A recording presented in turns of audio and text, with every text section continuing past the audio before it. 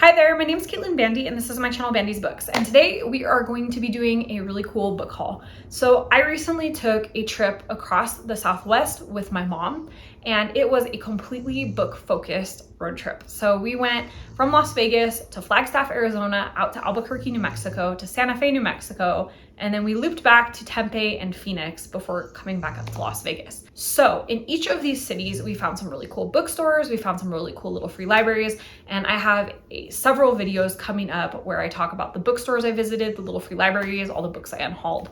Today's video in particular is about the bookstores that I visited while in Arizona. So first I'm gonna show you Flagstaff, Arizona, and then we're gonna pop over to Tempe and Phoenix, and I'm gonna show you what I found in those areas. All three of these bookstores were fantastic in different ways, and I am so happy that I got to stop at them. At the end of the video, I will show you what I picked up from each of these bookstores, and honestly, I found some really fantastic stuff. So stay tuned, and definitely if you're in the area, each of these bookstores is worth checking out. All of the information about them will be in the description.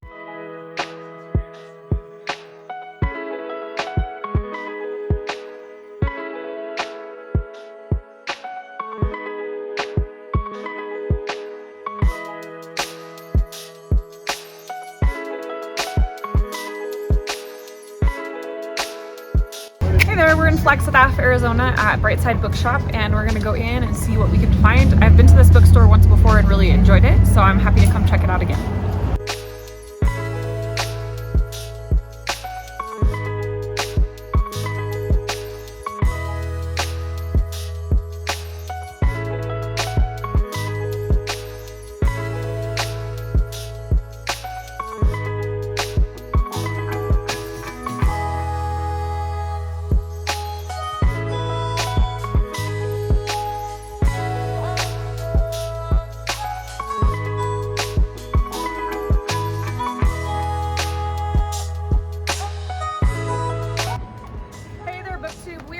Scottsdale, Arizona, doing a little mini book crawl. We are at the Poisoned Pen. This is a very famous bookstore here in Scottsdale, and I think they specialize mostly in like mystery, horror, thrillers kind of. I think they have other books as well, but I think that's like their primary deal. I have heard nothing but cool things about this bookstore, so I'm really excited to go in and check it out.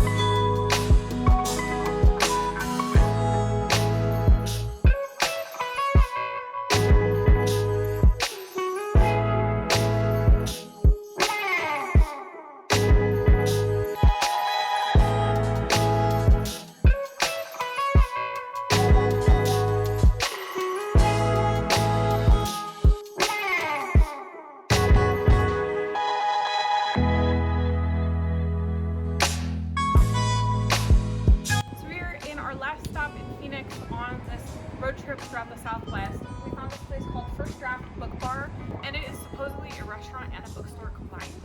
I'm really excited. It looks like they have coffee. I saw some pictures with little fireplaces and stuff, so I'm really excited to check this out. I'm not sure what we're getting into.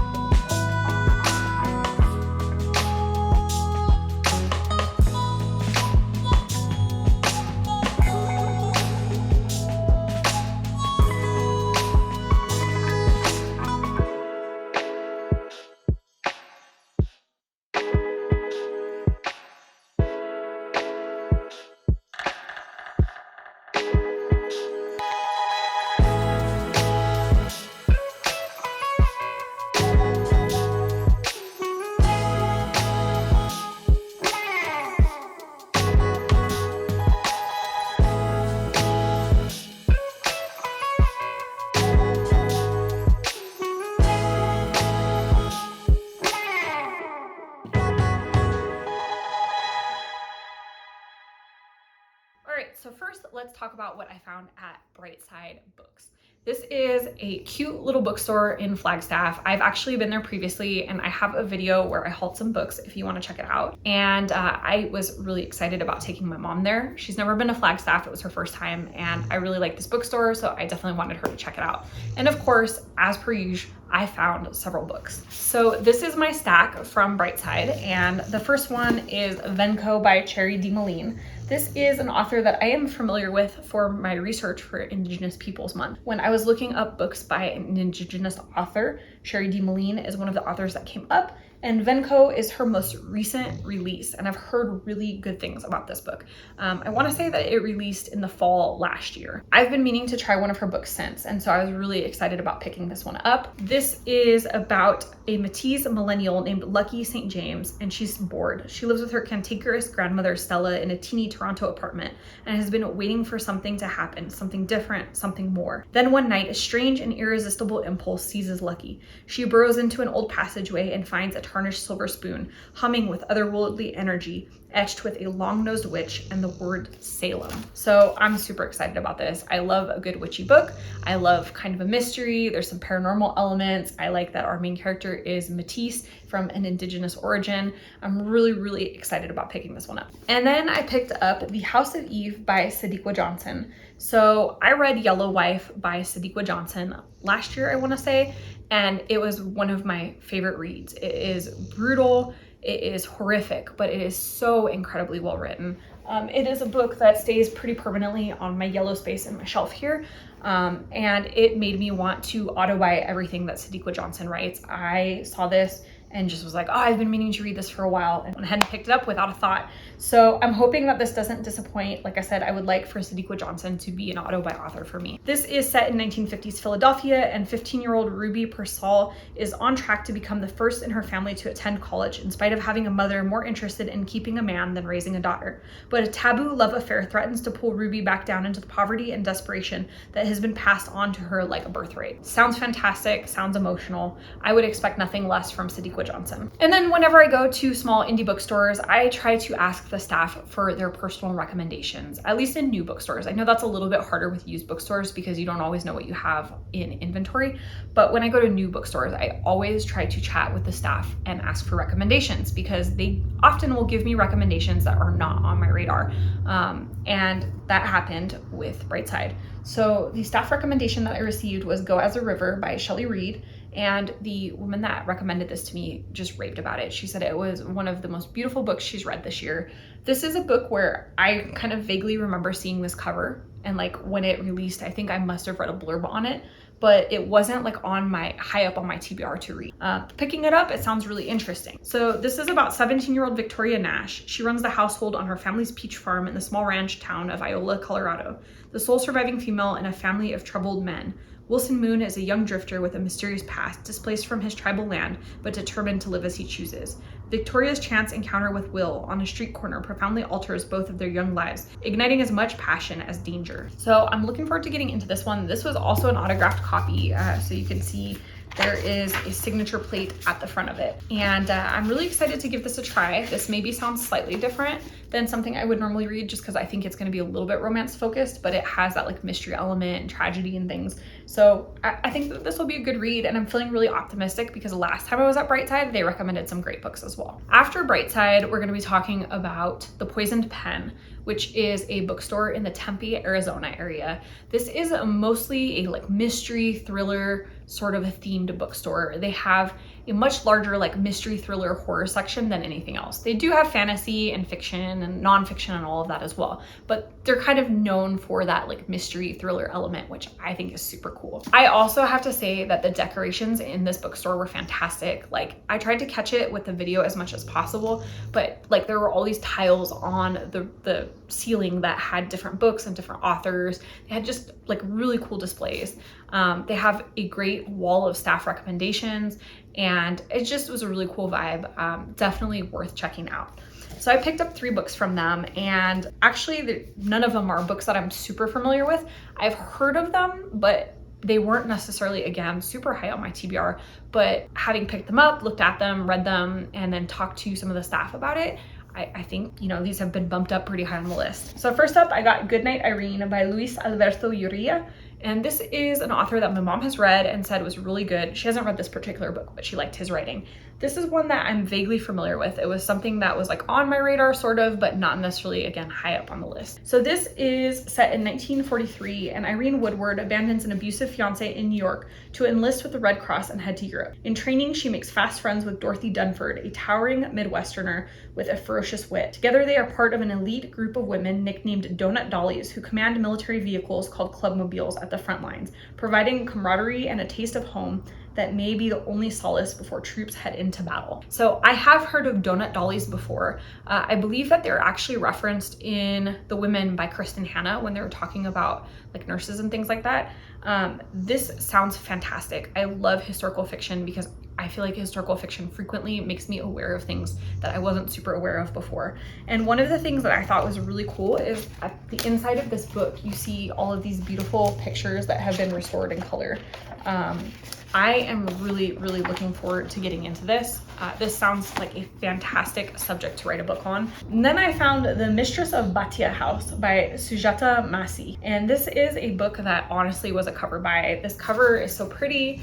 And then when I opened it up, it sounded really interesting as well. This is set in India in 1922. Parveen Mistry is the only female lawyer in Bombay, a city where child mortality is high, birth control is unavailable, and very few women have ever seen a doctor. Parveen is attending a lavish fundraiser for a new women's hospital specializing in maternal health issues when she witnesses an accident. The grandson of an influential Gujarati businessman catches fire, but a servant, his young ayah, Sunanda, rushes to save him, selflessly putting himself in harm's way. Later, Parveen learns that Sunanda, who's still ailing from her burns, has been arrested on trumped-up charges made by a man who doesn't seem to exist. So this sounds like a fantastic read. I love that this mixes that historical fiction element with a mystery. I love that this is female-focused, and I just want to note that on the back of this, it says that this is the winner of quite a few different books, some for historical fiction and some for mystery. It's also a Parade Magazine 101 Best Mystery Books of All Time. So I'm really looking forward to getting into this and trying out a new author. I hope that this is going to be a great book.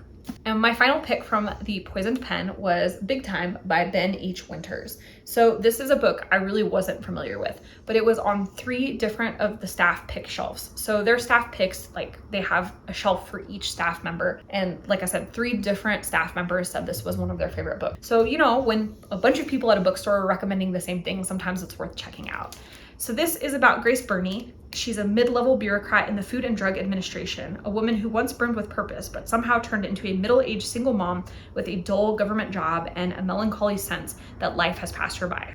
Until the night, a strange photo comes across her desk of a young woman in a hospital bed who has been subjected to a mysterious procedure. Against orders and against common sense, Grace sets out to bring the girl to safety and finds herself risking her job, her future, and her life on whether she can discover the missing girl before she's captured by an obsessive and violent mercenary who's been searching for her as well. So I was a little nervous because in some ways that description makes it sound a bit like a generic thriller, but I think there's going to be some sci-fi elements. I feel like there's going to be some interesting twists. And again, like I said, 3 different staff members picked. And when I was looking at all 3 of those staff members, all of their books were either books I read and loved or books that I have on my TBR and want to read. So I felt like I could trust this selection. I also didn't realize it at the time, but when I got home, I found out that this is a signed edition, which is pretty exciting. I don't intentionally buy signed editions, but I'm not mad at it when I get one. So I'm looking forward to getting into this, and hopefully this will be a hit. And finally, my favorite bookstore that I visited on this entire trip was Changing Hands Bookstore in Phoenix, Arizona. So this was a last minute addition on my very last day of the trip. My mom and I had been in Tempe. We checked out a bunch of little free libraries. We went to the Poisoned Pen, and I wanted a coffee. We were about to drive home to Vegas, and it's like a 5-hour drive, 6-hour drive. And so I wanted to get a coffee, and I was looking for like a cute coffee shop in the Phoenix area, kind of in the area of some of the little free libraries we were checking out. And I happened to see a book related coffee shop. I was very excited about that. And so I'm like, let's go check this out, Mom. We get there, and it turns out that not only is there a book related coffee shop, it's this entire amazing bookstore called Changing Hands.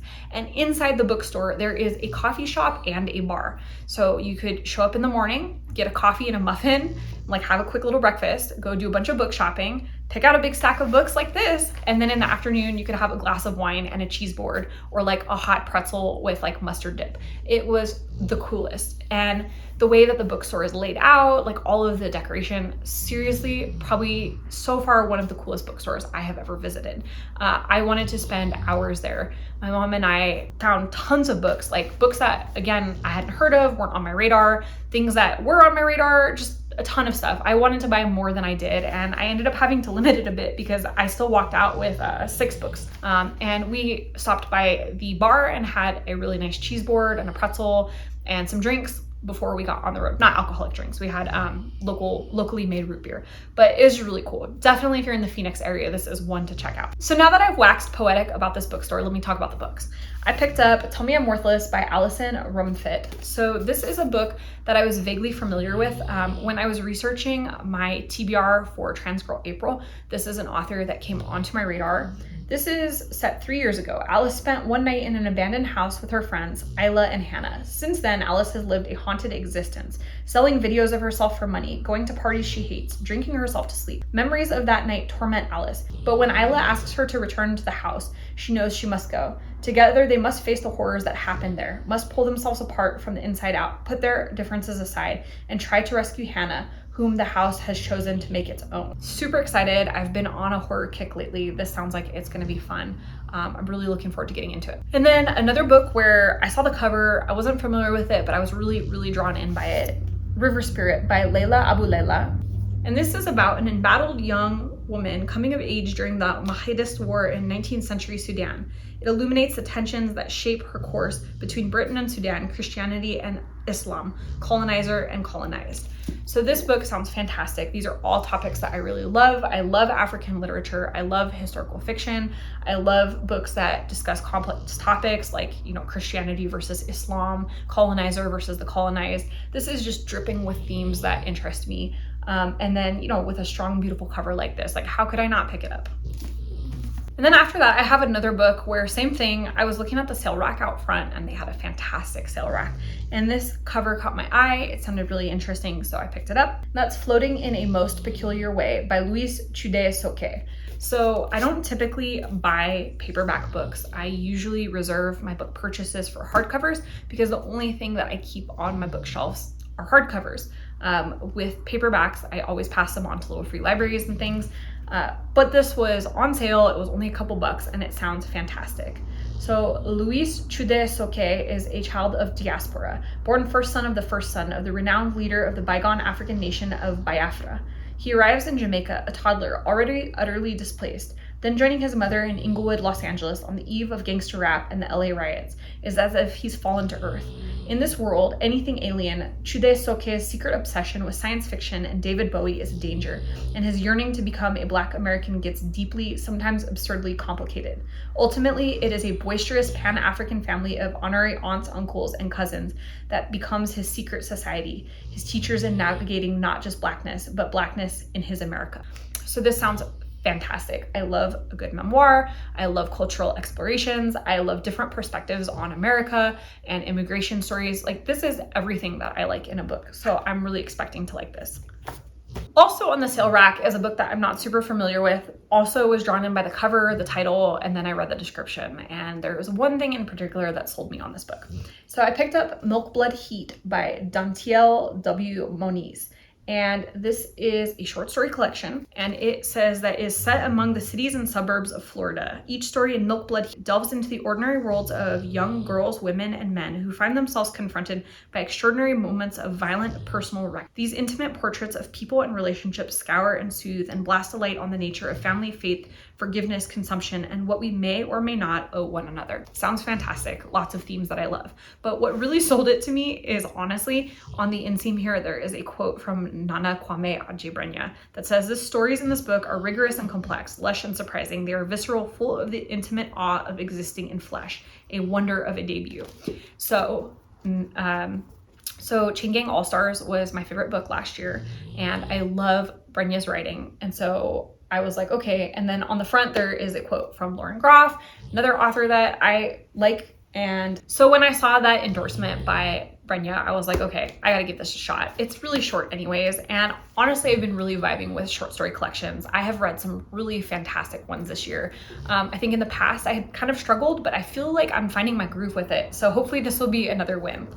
And then a book I was super excited to find was Why Fathers Cry at Night by Kwame Alexander. This is a memoir in love poems, letters, recipes, and remembrances. So I recently read another book by Kwame Alexander and I loved it. And so I'm excited to check out his memoir, and like his fantasy writing was engaging and really interesting. So I'm curious to see like what his nonfiction writing is like. It says that this is a powerfully intimate and non-traditional memoir.